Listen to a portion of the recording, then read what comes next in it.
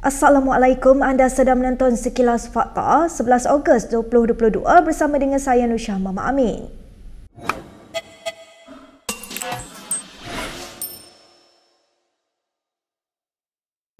Spekulasi yang mendakwa anak sulung Najib Razak iaitu Muhammad Nizar akan bertanding mewakili UMNO pada PRU15 semakin bertiup kencang. Menurut utusan Malaysia, Nizar dijangka akan bertanding dalam kawasan Parlimen Pekan bagi meneruskan legasi Allahyarham Tun Razak di situ.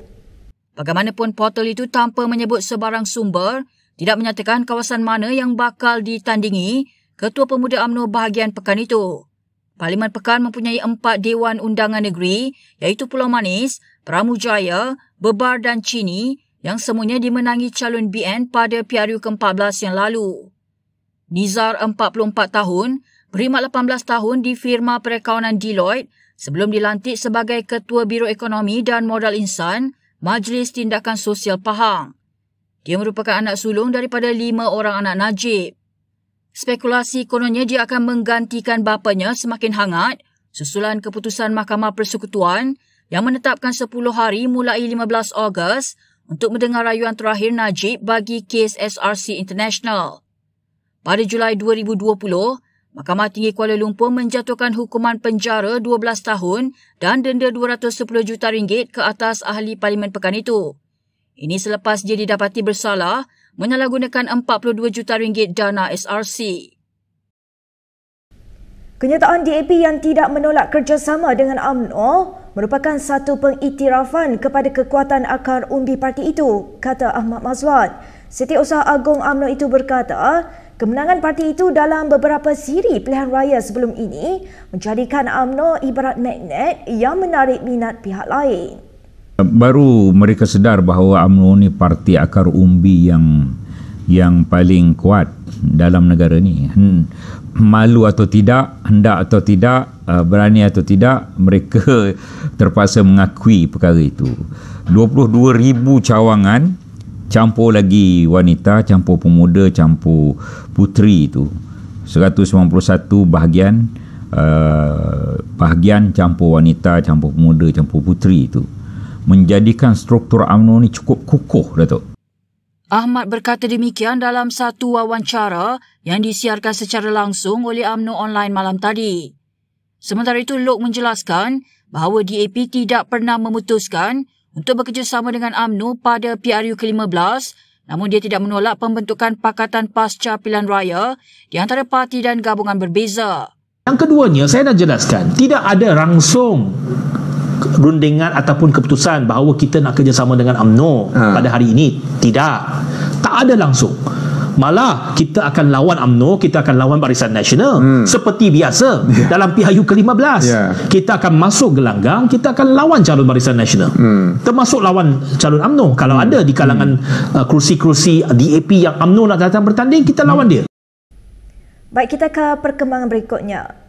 Rafizi Ramli menolak penjelasan Najib Razak berkaitan pemilikan saham syarikat subkontraktor dalam projek perolehan kapal tempur pesisir LCS yang gagal disiapkan. Menurutnya, walaupun Conreef Advanced Devices CED dan Conreef Electrodynamic CED adalah syarikat sekutu LTAD, kawalan pengurusannya dipegang syarikat asing. Timbalan Presiden PKR itu berkata, Boosted Heavy Industries Corporation BHIC meluluskan pembelian saham 51% dalam CAD pada 28 April 2010. Saham selebihnya dimiliki kontraktor pertahanan Jerman Rheinmetall Air Defence AG RAD. Rafizi mendakwa keputusan tidak masuk akal itu dipersetujui pengerusi lembaga pengarah BHIC ketika itu, Lodin Wok Kamarudin, yang diketahui umum rapat dengan Najib. Katanya antara kawalan yang dilepaskan termasuklah pelantikan Ketua Pegawai Eksekutif dan Kewangan, 2 jawatan pengurusan paling penting dalam CAD. Lodin ketika dihubungi Malaysia kini memaklumkan dia tidak ingat perkara itu kerana sudah 12 tahun berlalu dan tidak memiliki minit mesyuarat berhubung keputusan pembelian saham itu. Najib semalam memperincikan pemilikan saham CAD dan CED ketika membangkitkan persoalan sama ada Rafizi mahu menuduhnya berpakat menyonglap dana projek LCS. Amanah hari ini menyerahkan memorandum kepada Istana Negara bagi mendesak penubuhan Suruhanjaya Siasatan Diraja berhubung skandal LCS. Memorandum itu diserahkan oleh delegasi amanah susulan laporan jawatan kuasa kira-kira wang negara sebelum ini. Ini sudah tentu membimbang menusingkan rakyat dalam negara kita sebab ia melibatkan soal berkaitan dengan kelaudatan negara. Dia melibatkan soal berkaitan dengan keselamatan negara.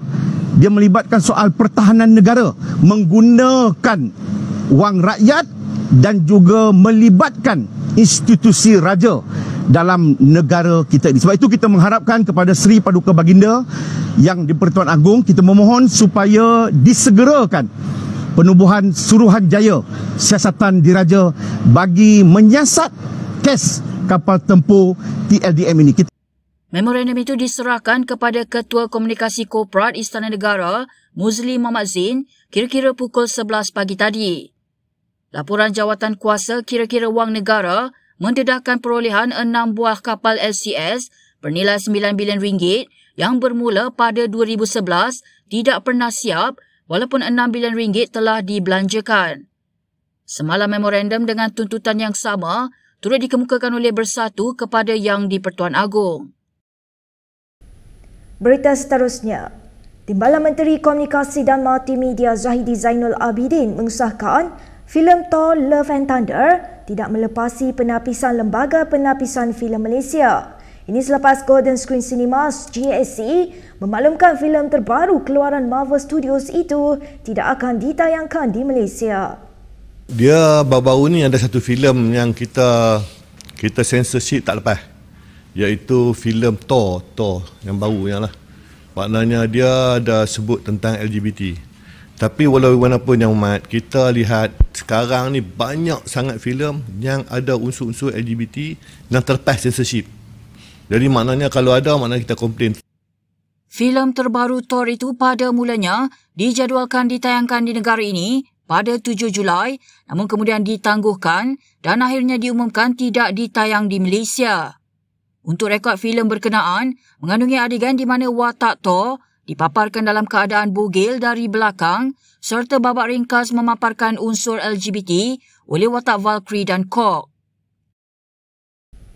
Ahli Parlimen Bandar Kuching mempersoalkan Pekeliling, sebuah hospital awam yang melarang penggunaan khidmat penghantaran makanan untuk kaki tangan dan pesakitnya. Kelvin Yee turut menyifatkan larangan itu sebagai tidak logik dan tidak adil buat kaki tangan hospital. Terdahulu Pekeliling bertarikh 9 Ogos itu menyatakan larangan tersebut dibuat berikutan terdapat aduan peningkatan sisa makanan dan sampah yang tidak terurus sehingga menjejaskan kebersihan dalam wad. Pihak hospital juga mengingatkan kaki tangan kafeteria untuk menambah baik perkhidmatan dan menyediakan makanan untuk kaki tangan lain dan pengunjung berdasarkan keperluan. Pekeliling tersebut yang telah dipersetujui oleh ketua-ketua jabatan turut dibantah kumpulan hartal Dr. Kontrak. Dalam pada itu, Yee berkata, langkah membantu kafeteria tidak sepatutnya mengorbankan kaki tangan penjagaan kesihatan, terutamanya mereka yang bertugas selepas kafeteria ditutup pada jam 6 petang. Dalam ciapannya yang berasingan, Yee berkata pihak hospital juga perlu menyelesaikan isu pengurusan sampah bagi mengatasi masalah timbunan sisa makanan. Baik, berikut beberapa lagi ringkasan berita untuk hari ini.